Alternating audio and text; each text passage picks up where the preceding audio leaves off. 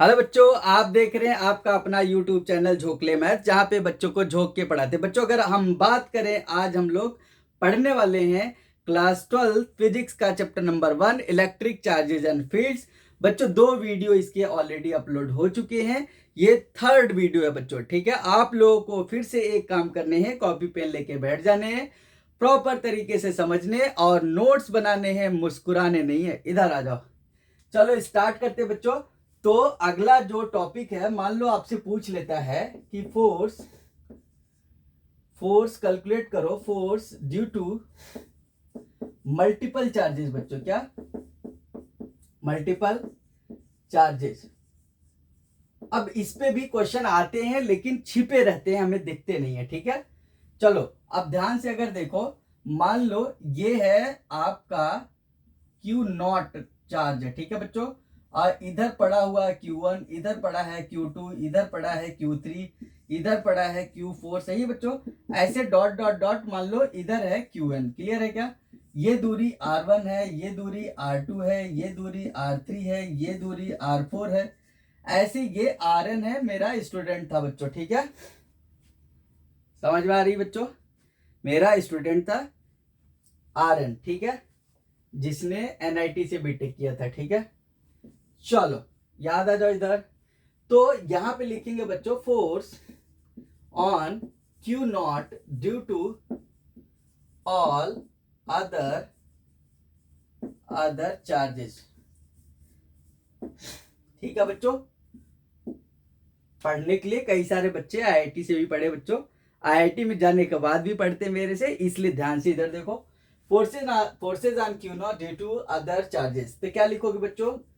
F not is equal to force on Q0 charges due to 1 plus force on Q0 charges due to 2 plus force on Q0 charges due to 3 plus dot dot dot. बच्चों ऐसे लिख लेंगे। Clear है क्या?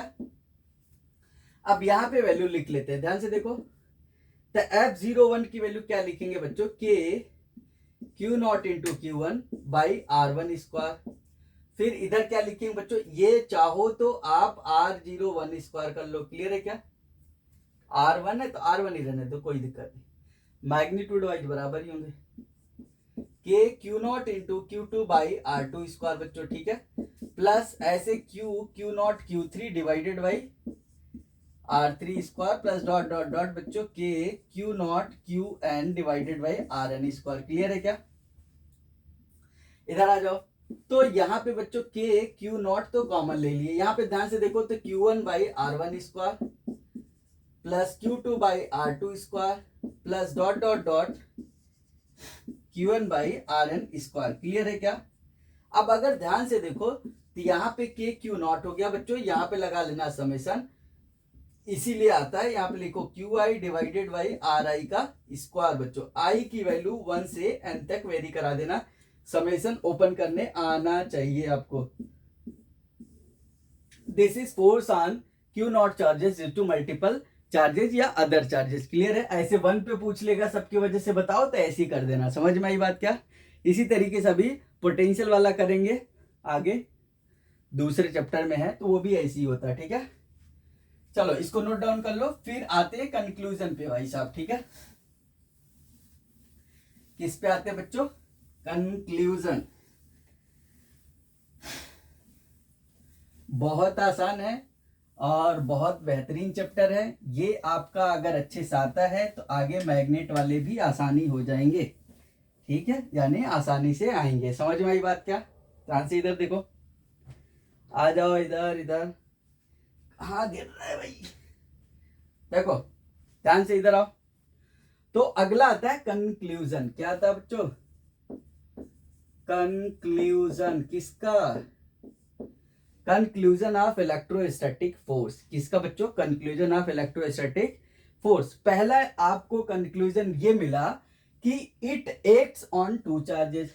ध्यान से समझना, यानी electrostatic force, electrostatic forces always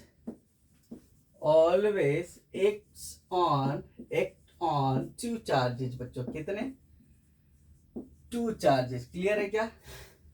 हमेशा याद रखना, फोर्स मतलब ऐसे समझ लो लड़ाई, लड़ाई हमेशा दो गुटों के बीच में होती है बच्चों, ठीक है। इधर आओ, electrostatic forces always act on two charges, हमेशा होते हैं, याद रखना। डायरेक्शन ऑफ फोर्सेज, दूसरा पॉइंट बच्चों, direction of forces, direction of forces on both the charges is always hello इधर, always opposite to each other बच्चों, ठीक है क्या? बहुत इंपॉर्टेंट पॉइंट है, समझ में आई क्या? तीसरा बच्चों, magnitude of force, magnitude of force is always same बच्चों, ठीक है। जो हमने बोले थे F12, अरे बोलो F21 का अगर मॉड लिखेंगे तो बराबर ही होगा बच्चों, F लिख लो चाहे तो, क्लियर है क्या? तो magnitude of force is same, यानी अगर A ने B पे 5 न्यूटन का लगाया तब B कितना भी बरियार हो, ठीक है, मजबूत हो, ताकतवर हो, वो भी 5 न्यूटन का ही लगाएगा। जैसे आप दीवार में जाके ऐसे टक्कर मारो, 10 न्यूटन का फोर्स लगाए दीवार पे, अब दीवार सोचो कितना बड़ा फोर्स लेके रखा हुआ है, जिस दिन आप पे लगाओगे तो खत्म हो जाओगे, नहीं खत्म नहीं होना है, तो जितना आप लगाओगे उतना ही वो भी लगाता है बच्चों, ठीक है, हमेशा छोटे वाले का लिया जाता है। The magnitude of force is always same, समझ में आई बात क्या यहां तक? अब ये ऊपर के 3 पॉइंट्स क्या बता रहे हैं, ये तीनों पॉइंट बता रहे हैं, फोर्थ पॉइंट लिखोगे, above 3 points conclude, above 3 points conclude, क्या बोल रहे हैं बच्चों? above 3 points conclude that, क्या बोल रहे हैं? above 3 points इधर conclude that electrostatic force is action reaction, electrostatic force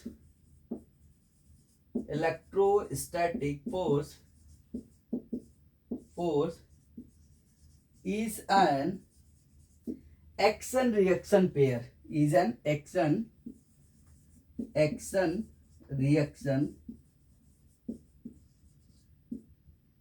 is in, लिख लो, is in action reaction pair, clear है क्या? हमेशा ये एक्शन रिएक्शन में होंगे। जैसे हमने 10 न्यूटन का एक चाटा लगाया बच्चों, ठीक है, तो आपके गाल से बढ़िया सा 10 न्यूटन मेरे हाथ पे ही लगेगा, ठीक है। तो हमने तो एक्शन किए, रिएक्शन इज ऑलवेज निगेटिव बच्चों, ठीक है। जैसी अगर मैंने चाटा लगाया या कोई भी चाटा लगाता है तो आप खुश होकर थोड़ी बोलोगे वाओ व्हाट अ नाइस चाटा, ऐसा नहीं बोलोगे बच्चों, ठीक है। तो रिएक्शन इज ऑलवेज निगेटिव, खटाक दे ऐसे बोलो कि क्या हो गया, ठीक है।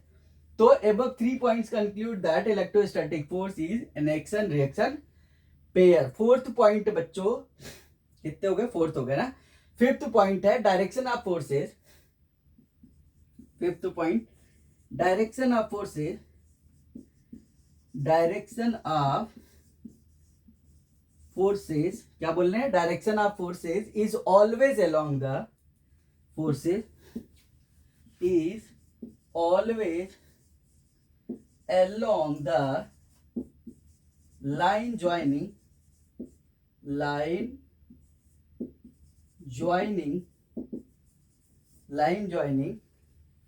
between two charges बच्चों, ठीक है, two charges। ओके, इसको नोट डाउन करो फिर बताते हैं। क्या बोले बच्चों? Direction of forces is always act along the line joining between two charges, इसको बता रखे हैं लेकिन फिर भी एक बार समझा देते हैं आपको, ठीक है। आपको और अच्छे से समझ में आएगा, बढ़िया से समझ में आ जाएगा, ताकि आप घर वालों को भी बैठा के बता सको, ठीक है। चलो बच्चों,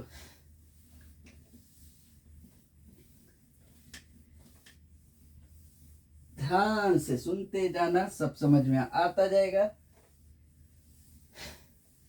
क्योंकि बच्चों बहुत बढ़िया से पढ़ाते हैं।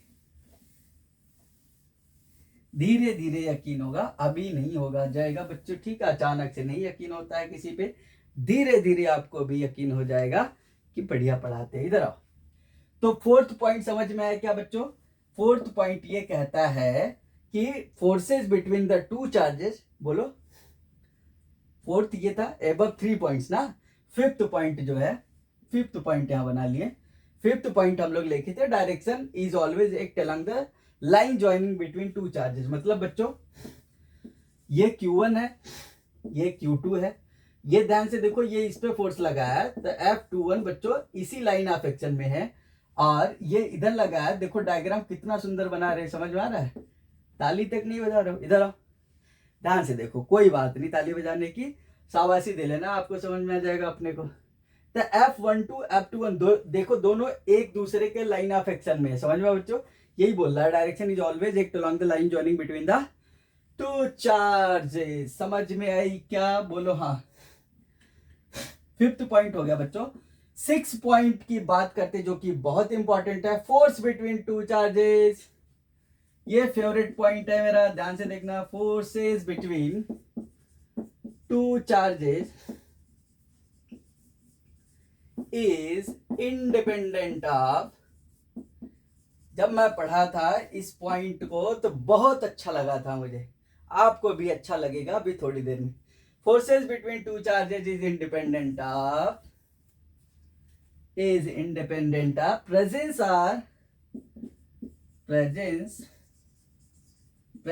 or absence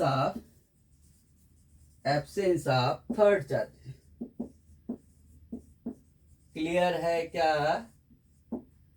क्या बोला बच्चों? Forces between two charges is independent of presence और एब्सेंस ऑफ थर्ड चार्जेस। मतलब क्या हुआ बच्चों? कहने का मतलब दो के बीच में अच्छा खासा लाइफ चल रहा है, तीसरा कोई आता है, जैसे मान लो ए है, ये बी है, दोनों की लाइफ बहुत बढ़िया से चल रही है। ये इस पे फोर्स लगा रहा है इधर की तरफ, ये इस पे लगा रहा है इधर की तरफ, सही ना? क्लियर है?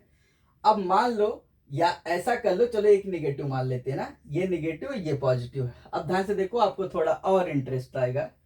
ए ने फोर्स लगाया इस पे तो इधर की तरफ डायरेक्शन, बी ने फोर्स लगाया इस पे तो इधर की तरफ डायरेक्शन। अब क्या हुआ, मान लो ये प्लस था ये माइनस था, ऐसा चल रहा था, तो इस पे लिखे ये अगर 1 है ये 2 है, तो फोर्स ऑन 1 ड्यू टू 2 इधर की तरफ हो गया बच्चों, फोर्स ऑन 2 ड्यू टू 1 इधर की तरफ हो गया। क्लियर है क्या? अनलाइक चार्जेस में जब भी फोर्स लगाते तो जो लगाता है उसी की तरफ डायरेक्शन होती है। जैसे इसने लगाया इस पे तो इसी की तरफ डायरेक्शन, इसने इस पे लगाया तो इसी की तरफ डायरेक्शन। क्लियर है क्या? अब मान लो इसके जीवन में कोई और आ गया तीसरा, सी मान लो तीसरा। अब क्या हो गया, अब क्या होगा, ध्यान से समझना कि अब ये कितना फोर्स लगाएगा। मान लो ये इधर की तरफ लगाया, ये इधर की तरफ, मान लो ये भी माइनस है, ये अब ये इस पे लगाएगा तो इधर की तरफ आएगा, तो बच्चों क्या हो जाएगा F13, और ये इस पे लगाएगा तो इधर की तरफ हो जाएगा F31। क्लियर है क्या? क्या बोल रहे हैं? ध्यान समझ रहे हो? मतलब इन दोनों की लाइफ अच्छी चल रही थी, तीसरा आया तो ए उतना ही फोर्स लगाएगा जितना ये फोर्स लगाएगा, यानी इसके आने या ना आने से इसके लाइफ में कोई फर्क पड़ने वाला नहीं है, जबकि डेली लाइफ में फर्क पड़ सकता है बच्चों। इसलिए ध्यान रखना इन बातों का, हमेशा एक्शन रिएक्शन पेयर होता है। यहां पे चार्जेस के लिए याद रखना, forces between two charges is independent of presence और एब्सेंस ऑफ थर्ड चार्जेस। सही ना? यही मतलब है, मतलब दो के बीच में जो फोर्सेस लग रहे हैं, तीसरा आया तो इसके साथ ये जितना फोर्स लगाएगा उतना ये भी लगाएगा, इसके आने या ना आने से इसके फोर्सेस पे कोई फर्क पड़ने वाला नहीं है। चलो इसको नोट डाउन कर लो, फिर आपको बताते हैं। और बच्चों लास्ट पॉइंट अगर आपको आपके लिए लिखूं तो लास्ट पॉइंट होता है इट इज सेंट्रल फोर्सेस। क्या? इट इज मतलब कौन सा? Electrostatic force is a central force, it is central forces बच्चों। अब आपसे पूछ लेता है कि बताओ why it is called central forces, तो आप बता दोगे because it acts along the line joining between the two charges, it's always act along the line joining between two charges. And ध्यान से देखो,